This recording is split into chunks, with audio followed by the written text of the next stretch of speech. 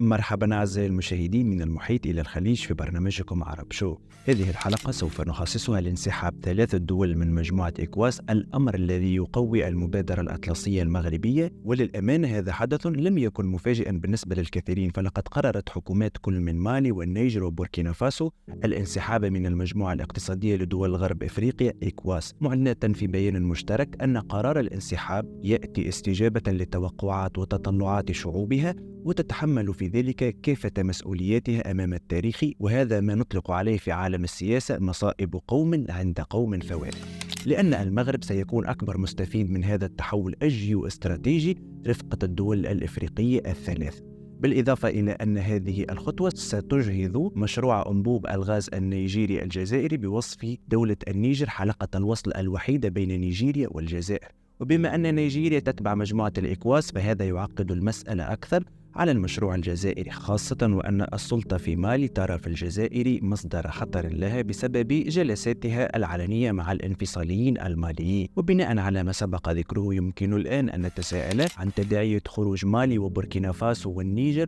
من مجموعة الإكواس على المغرب، ولماذا الجزائر يمكن أن تكون أكبر الخاسرين من هذا التحول الذي يحدث في خاصرتها، ولماذا مبادرة المغرب الأطلسية تعتبر الشريان الأساسي لقيام دول الساحل بهذه الخطوة. كل هذا وأكثر سوف أشرحه لكم بعد هذا الانترو. أنا حمد القروي، برنامجكم عرب شو.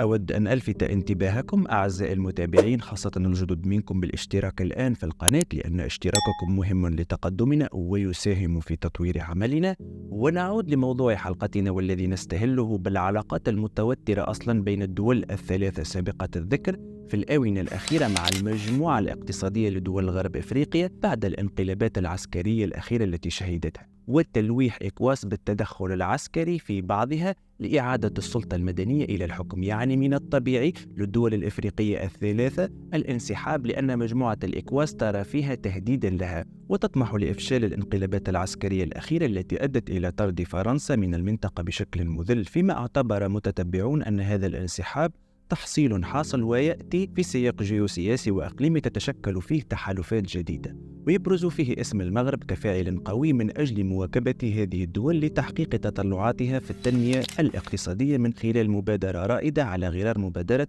الأطلسية التي أشادت بها الدول الحبيسة نفسه، حيث تعد المبادرة الملكية الرامية إلى تعزيز ولوج بلدان الساحل إلى المحيط الأطلسي امتدادا للجهود المتواصلة التي تبذلها المملكة المغربية من أجل إفريقيا مزدهرة، وهي مبادرة توفر إمكانات غير مسبوقة من شأنها تقديم حلول مناسبة لتعزيز الاندماج والتعاون الإقليمي والتحول الهيكلي لاقتصادات هذه الدول وتحسين الظروف المعيشية لساكنتها التي ظلت تجمعها على مدار التاريخ روابط الدين والعقيدة والانتماء الإفريقي والمصير المشترك. وهي مبادرة توفر إمكانات غير مسبوقة من شأنها تقديم حلول مناسبة لتعزيز الاندماج والتعاون الإقليمي والتحول الهيكلي لاقتصادات هذه الدول وتحسين الظروف المعيشية لساكنتها التي ظلت تجمعها على مدار التاريخ روابط الدين والعقيدة والانتماء الجغرافي لقارة إفريقيا والمصير المشترك على مدى عقود، وهو ما تعكسه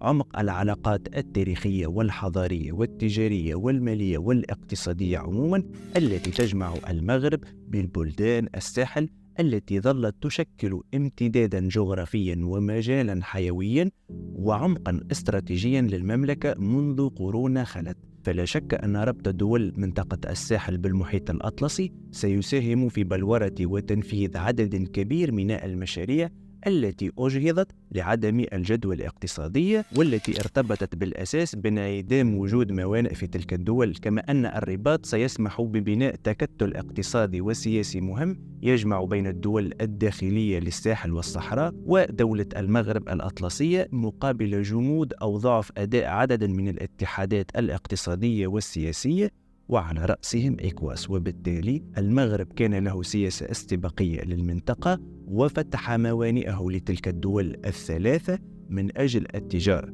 لأن التجارة البحرية تمثل ما مقداره 92% من مجمل التجارة العالمية، وبما أن تلك الدول حبيسة يعني غير مفتوحة على البحر، وبالتالي لا يمكنها الاستفادة من التجارة البحرية العالمية التي تعتبر أرخص وسيلة نقل للبضائع في العالم، وبالتالي هي محرومة من أرخص وسيلة نقل تجاري في العالم والتي تعتبر كذلك الأكثر انتشاراً. بلغة أخرى، لو كنت تعيش عزيزي المتابع في دولة مثل مالي أو بوركينا فاسو أو النيجر، فستجد الكيلوغرام الواحد من البرتقال تقريباً ب30 درهم، لأن تكاليف الشحن البري أو الجوي باهظة. ولكن لو تم نقل البرتقال عبر الموانئ المغربية فسيكون سعر الكيلوغرام الواحد في حدود 18 درهم. وهنا تكمن أهمية المبادرة المغربية الأطلسية، فالمغرب سيستفيد من الرسوم الجمركية بوصفه معبر ترانزيت، ويتم إحياء الأقاليم الجنوبية اقتصادياً وضمان السيادة عليها، لأنها ستصبح موطناً لملايين المغاربة، ما يؤدي إلى استحالة طرد المغاربة من جنوب المملكة مستقبلا. والأفارقة يستفيدون من الموانئ المغربية للتجارة، وهنا نكون قد حققنا معادلة رابح رابح التي دائما تتكلم عنها المغرب في كافة سياساتها الدولية. وإذا كانت الأهداف الجيوسياسية المتوخاة من هذه المبادرة الجريئة ذات الطموحات الإقليمية المشروعة للمملكة المغربية التي جاءت كردة فعل طبيعية واستباقية في ظل التحولات المتسارعة التي تشهدها المنطقة، تنبني على رؤية استباقية وأهداف محددة وغايات متوسطة وبعيدة المدى تدخل فيها الجوانب السياسية والأمنية وكذلك الاقتصادية والاجتماعية والثقافية وحتى الأبعاد الجيوسياسية والاستراتيجية المعمقة. فإن ذلك يستلزم من المملكة رسم معالم سياسة خارجية مع دول الساحل تنبني على قراءة واقعية براغماتية للمشهد الساحلي والفضاء الأطلسي، مع ضرورة تحليل اتجاهات الأحداث المتسارعة الأخيرة واستشراف التحالفات الدولية الناشئة خاصة مع الروس والصينيين وما إلى ذلك بالمنطقة، بهدف تأمين علاقات استراتيجية متينة تطال مختلف المجالات والميادين العامة مع حكومات تلك الدول. ولعل القاسم المشترك بين المملكة المغربية ودول الساحل خصوصا ودول منطقة غرب أفريقيا عامة يتمثل في كفاحها المستمر من أجل فك الانفصال عن كل عوامل التبعية للاستعمار الغربي الذي احتل المنطقة وفرض عليها تبعية اقتصادية ومالية وسياسية واجتماعية وثقافية منذ حصول دول المنطقة على استقلالها منذ فترة ستينات القرن الماضي، وما زالت نتائجها السلبية مستمرة إلى حدود يومنا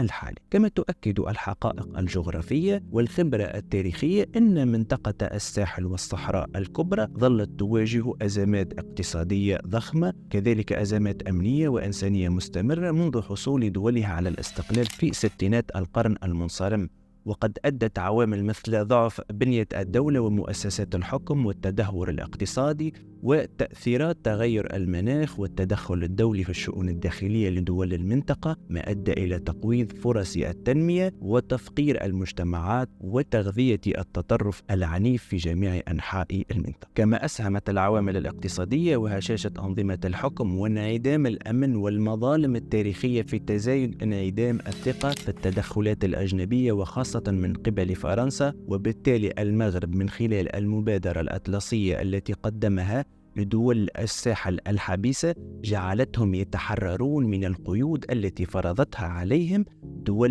الإكواس الساحلية مثل نيجيريا وساحل العاج وغانا التي تدعمها فرنسا والغرب بشكل أساسي، والتي تطل على الساحل وهي قريبة نسبيا من الدول الإفريقية الثلاثة موضوع هذه الحلقة، وكانت تمثل منافسا لمشروع المبادرة الأطلسية للمغرب. ولكن بسبب الظروف السياسية المتأزمة بين الدول الإفريقية تبقى المغرب الخيار الأنسب للدول الحبيسة، كما أن المحددات التي ظلت ناظمة لمستقبل العلاقات المغربية الساحلية بدأت تعرف بعد التحولات في ظل تضافر العديد من العوامل المتداخلة والمتشابكة تتعلق بالأساس بحالة التنظيمات الداخلية والسياقات السياسية والتحولات الجارية في المشهد الدولي والإقليمي وتفاقم النزاعات والمخاطر الأمنية المحدقة بالمنطقة. كلها عوامل ساهمت في تأزم الأوضاع الاقتصادية والاجتماعية وتدهورها نتيجة لهشاشة الاستقرار السياسي بالبلدان الساحلية عكس المغرب، وهذا أدى إلى تفاقم الظواهر المناخية التي أدت إلى تدهور الأوضاع المعيشية لشرائح اجتماعية كبيرة وهجرتها نحو الحدود الشمالية أي نحو البلدان المغاربية ومنها إلى البلدان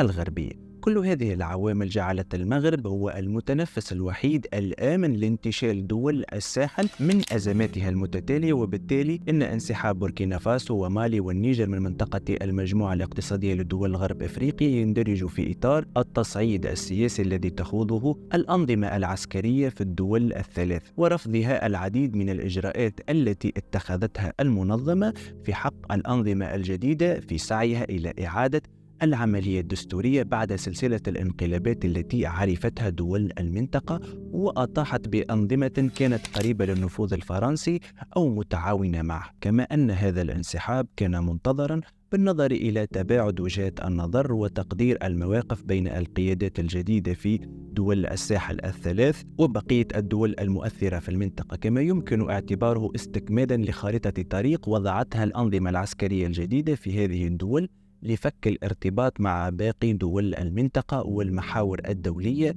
المتحكم فيها، بالإضافة إلى أن الموقف الجديد للدول الثلاثة هو نتيجة تراكمات عقود من السياسات الفاشلة التي تبنتها الأنظمة السابقة، والنتيجة كانت دولا غارقة في الفقر والهشاشة والبؤس الاجتماعي والحروب الأهلية والتدخل الإرهاب في دواليب الدولة وظهور النعرات الانفصالية. وبالتالي فالبحث عن حلول إفريقية للإشكالات الإفريقية يظل الحل الوحيد لتحقيق تنمية مستدامة ومندمجة تخدم الشعوب الإفريقية. وفي هذا الإطار يبدو أن المبادرة الأطلسية المغربية هي حل الأمثل للعديد من الإشكالات التي تعاني منها دول الساحل في المملكة المغربية في ظل الرؤية الملكية المستنيرة التي تعتمد على حلول تنموية إفريقية مستدامة للإشكالات الإفريقية من خلال مشاريع مهيكلة ومبادرات جيوسياسية متوازنة هي اليوم في الطريق الصحيح لتحقيق الريادة الإفريقية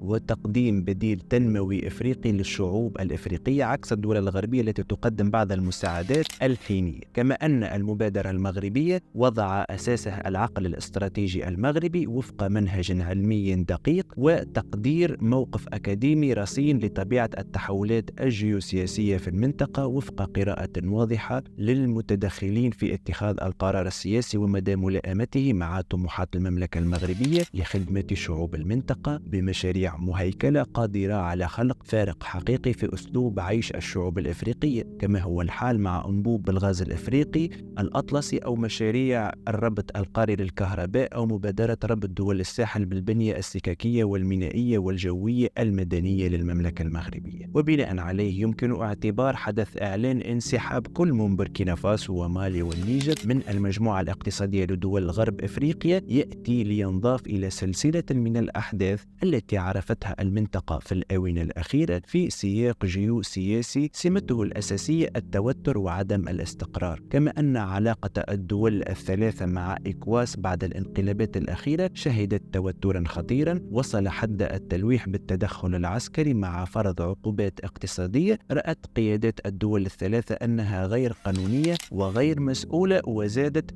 من معاناة شعوبها المنهكة أصلا من العنف وعدم الاستقرار التي عانت منه طيلة سنين مضت. كذلك انسحاب هذه الدول من المجموعة الاقتصادية لدول غرب إفريقيا يحل التزاماتها تجاه هذه المجموعة، بالإضافة إلى أنه يمنحها حرية أكبر في اختيار شراكات جديدة اقتصادية وسياسية وحتى ثقافية. وما نستنتجه من هذا الانسحاب أنه يمكن أن يقوي مكانة المغرب في علاقته مع هذه الدول بالنظر إلى سياسة الحياد التي ينتهجها ومصداقية تحركاته على المستوى الخارجي، خاصة أنه ليس عضوا بعد في المجموعة الاقتصادية لدول غرب إفريقيا، إضافة إلى مكانة هذه الدول في المبادرة المغربية كالمبادرة الأطلسية، وهو ما قد يزكي منطقا جديدا برؤية جديدة للتحالفات الاقتصادية والسياسية ومبادرات مبدعة يكون فيها المغرب فاعلا قويا وأساسيا في المنطقة. وبالتالي المغرب كان ينوي الدخول إلى منظمة الإكواس بسبب عدم تفعيل اتفاقية المغرب العربي، ورأى المغرب أن الحل الأنسب هو الدخول في مجموعة غرب إفريقيا، ولكن شاءت الأقدار أن يتعطل دخول المغرب في السنوات الأخيرة، ومن ألطاف الله أن المغرب لم يدخل في هذا الكيان،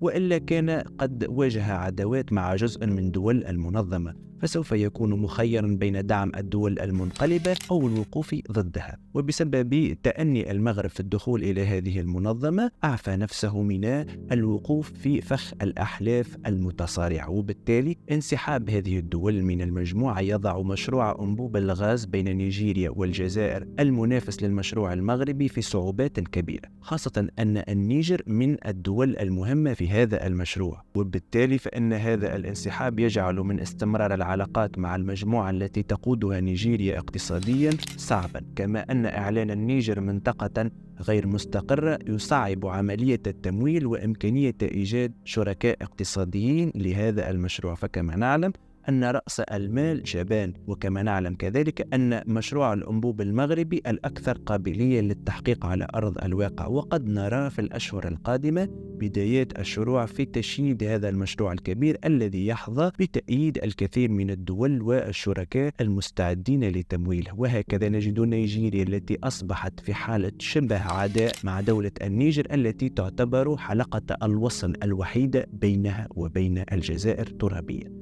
وفي هذا السياق لا تختلف كثيرا علاقة الجزائر بجارتها الجنوبية الأخرى وهي مالي، حيث تسير العلاقات الجزائرية المالية منذ ما يربو عن الشهر على الأقل في نفق من الشكوك والتكهنات المتشائمة بعد موجة التوتر التي استثارتها النبرة غير الودية التي استعملت في خطابات أكثر من مسؤولي مالي ضد الجزائر، وقادت في نهاية المطاف إلى إعلان باماكو انسحابها من اتفاق السلم والمصالحة المبرم مع الحركات الأزوادية في 15 أيار مايو ثم 20 حزيران يونيو عام 2025